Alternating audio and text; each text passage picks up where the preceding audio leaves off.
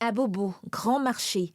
C'est dans cette cour familiale que cette ex-migrante en Guinée équatoriale a posé le peu d'affaires amenées de son aventure de Bata. Dans sa valise, seuls 3 souvenirs. Ça, c'est la fin de congrès. Congresso. Voilà aussi un autre. Voilà un autre. Aussi, c'était pendant les élections, là, 2016, voilà. J'ai pas voulu trop envoyer les souvenirs. Sa passion, le milieu médical. Un corps qui s'ouvre à elle à Bata, mais qui devient vite un refuge. Je suis aide-soignante de formation et arrivée là-bas, je travaillais dans une pharmacie à la Gracia. Quand tu es dans la pharmacie, c'est comme une ambassade pour toi. Voilà, on ne peut pas, jamais. Même si un policier, comment, en tout cas ça, ils le font. Ils ne rentrent pas dans la pharmacie. Donc moi, je m'arrangeais en tout cas à aller dans mon travail. Même quand il y avait contrôle, je faisais des efforts. Je connaissais un peu les raccourcis. Voilà, donc je prenais par moment et puis je partais. Difficile de se cacher tout le temps. Elle prend alors la résolution de rentrer. Avant le 5 novembre, qui marque le lancement d'une vaste opération de traque des migrants, elle est de retour à Abidjan. Depuis lors, elle s'essaie au commerce de vêtements en ligne, en attendant un poste d'aide soignante. Faire les hommes, dans les hommes, voilà les deux. Comme elle, cette restauratrice de retour tente de se reconvertir, mais pour l'instant sans succès. J'avais fait un pain de poulet, mais c'est gâté dans le monde. Toujours c'était les contrôles, je donne les 20 000, 25 000, 30 000, et puis on me laissait. En tout cas, c'est pas facile en Guinée. Cap maintenant sur Abobo Plaque Anador. Elles y retrouvent d'autres camarades. Les informations qu'elles ont de leurs connaissances restées en Guinée équatoriale sont des plus inquiétantes. Regardez un peu ces images-là. Hein?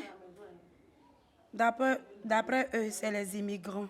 Même si c'est des immigrants, est-ce que ce genre de choses doivent encore exister en Afrique? Ben, même en Europe, quand tu n'as pas tes documents, là, c'est pas comme ça. Ils ont même cassé la porte des gens. Voilà, pied de quelqu'un d'autre. Un Ivoirien. Ça veut dire qu'on demande l'État en Côte d'Ivoire, vraiment, il n'a qu'à faire un effort pour nous. Et tu souffres là-bas, franchement dit.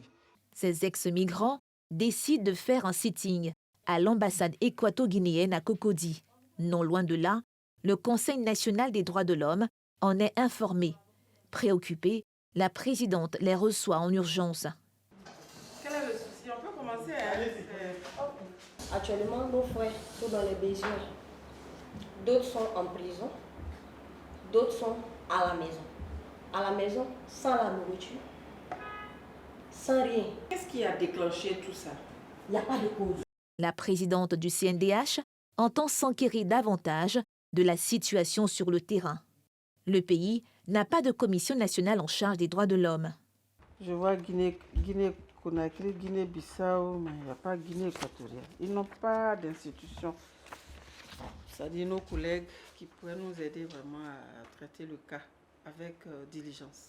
À son retour, en salle de conférence, elle joue la carte de l'optimisme, mais aussi et surtout de la diplomatie. Je suis rentrée en contact avec notre collègue de la Commission nationale des droits de l'homme du Congo, RDC, qui se charge tout de suite de rentrer en contact avec le ministre en charge des questions des droits de l'homme en Guinée équatoriale et me revenir. Parce que ce qui vous arrive là, ce n'est pas ça l'esprit de l'Union africaine. On va mener nos diligences et puis aussi on va saisir les autorités de votre situation.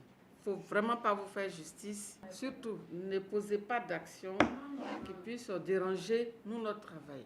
Soulagés quelque peu d'avoir été écoutés, les ex-migrants plaident pour obtenir un vol spécial en vue du retour de leurs camarades victimes de violences.